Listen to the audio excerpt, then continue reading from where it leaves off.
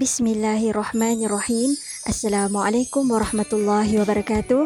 Apa khabar anak-anak semua? Ustazah harap anak-anak semua dalam keadaan sihat dan ceria-ceria selalu.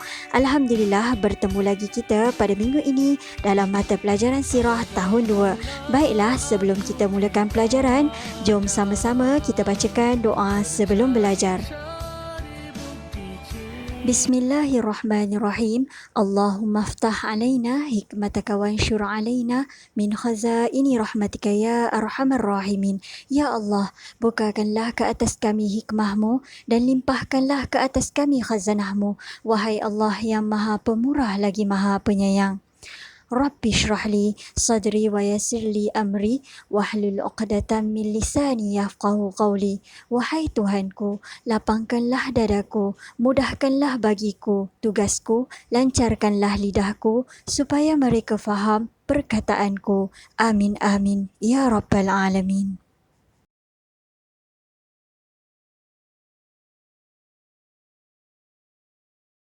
Anak-anak, sirah tahun 2 pada minggu ini, Ustazah akan huraikan berkaitan dengan kepribadian Nabi Muhammad sallallahu alaihi wasallam di bawah tajuk Kisah Nabi Muhammad sallallahu alaihi wasallam mengembala kambing.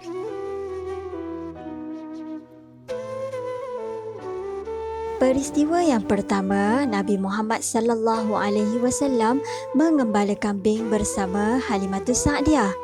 Anak-anak, masih ingat lagi tak siapakah Halimatus Sa'diyah? Halimatus Sa'diyah dan Suwaibatul Islamiyah, ibu susuan Nabi Muhammad. Ingat lagi tak lagu tu? Ustazah pernah ajarkan sebelum ni. Okey, jom sama-sama kita tengok siapakah Halimatus Sa'diyah. Nama sebenar beliau ialah Halimah binti Abi Zuhaib. Beliau daripada kalangan kabilah Bani Sa'ad, ibu susuan Nabi Muhammad dan mempunyai ternakan kambing. Kalau anak-anak semua nak tahu, ketika Nabi Muhammad sallallahu alaihi wasallam berumur 4 tahun, baginda membantu ibu susuannya Halimatus Sa'diyah mengembala kambing bersama saudara penyusuannya di perkampungan Bani Sa'ad yang jaraknya lebih kurang 160 km dari Mekah. Betul ke ni Ustazah? Umur 4 tahun Nabi dah menggembala kambing? Anak-anak semua jangan merasa terkejut kerana fizikal dan mental kanak-kanak Arab berbeza dengan kanak-kanak Malaysia. Setelah ibu baginda Aminah binti Wahab meninggal dunia, Nabi Muhammad sallallahu alaihi wasallam dijaga oleh datuknya iaitu Abdul Muttalib bin Hashim. Beliau merupakan seorang pembesar kaum Quraisy yang sangat dihormati oleh penduduk Mekah. Datuknya sangat sayang kepada baginda. Baginda telah dipelihara oleh datuknya selama 2 tahun. Datuk Nabi Muhammad sallallahu alaihi wasallam meninggal dunia ketika baginda berumur 8 tahun. Bapa saudara Nabi iaitu Abu Talib bin Abdul Muttalib diamanahkan oleh datuknya untuk menjaga Nabi Muhammad sallallahu alaihi wasallam. Abu Talib menjaga baginda seperti anaknya sendiri.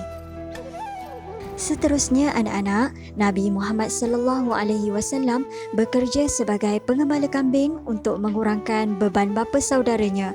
Bapa saudaranya Abu Talib mempunyai anak yang ramai. Baginda mengembala kambing milik orang Mekah dan menerima upah.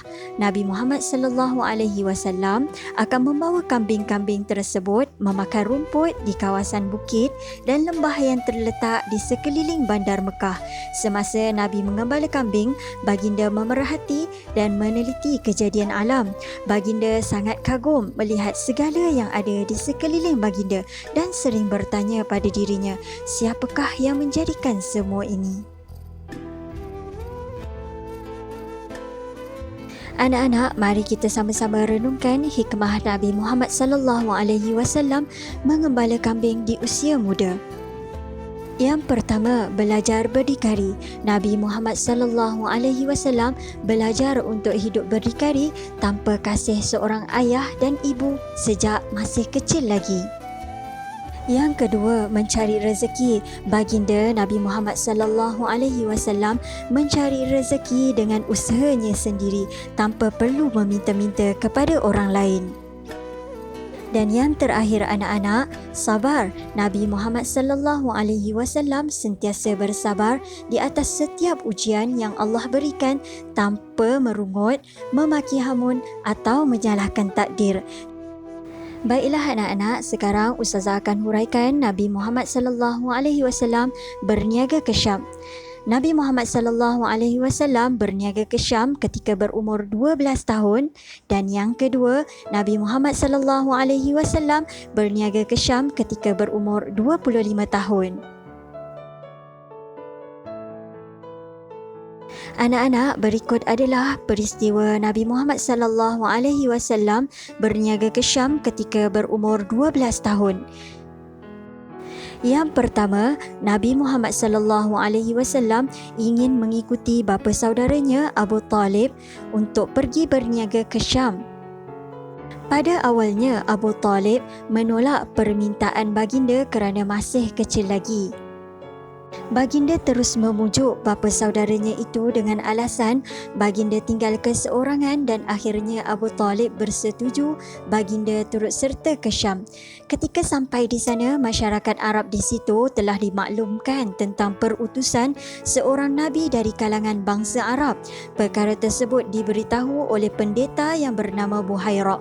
Dia menasihatkan Abu Talib supaya membawa Nabi Muhammad sallallahu alaihi wasallam pulang ke Mekah kerana bimbang akan keselamatan baginda. Ketika usia Nabi Muhammad sallallahu alaihi wasallam mencapai 25 tahun, baginda sekali lagi bermusafir ke negeri Syam bersama Maisarah kerana menjalankan urusan perniagaan Khadijah.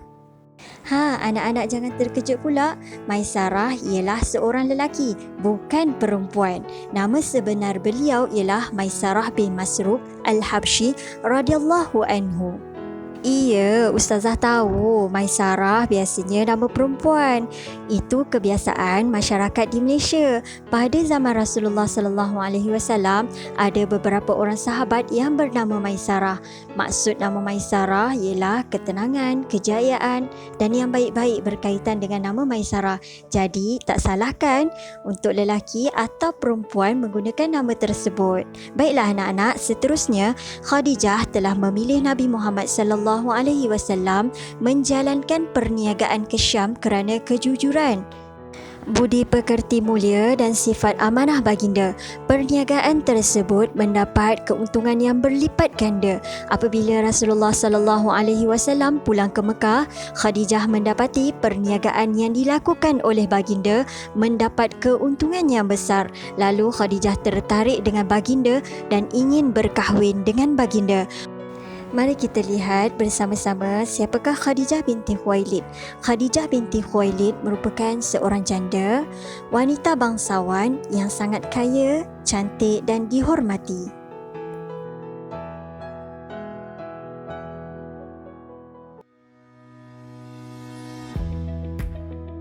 Alhamdulillah anak-anak, selesai sudah pelajaran kita pada minggu ini. InsyaAllah jika diizinkan, kita bertemu lagi pada minggu-minggu akan datang.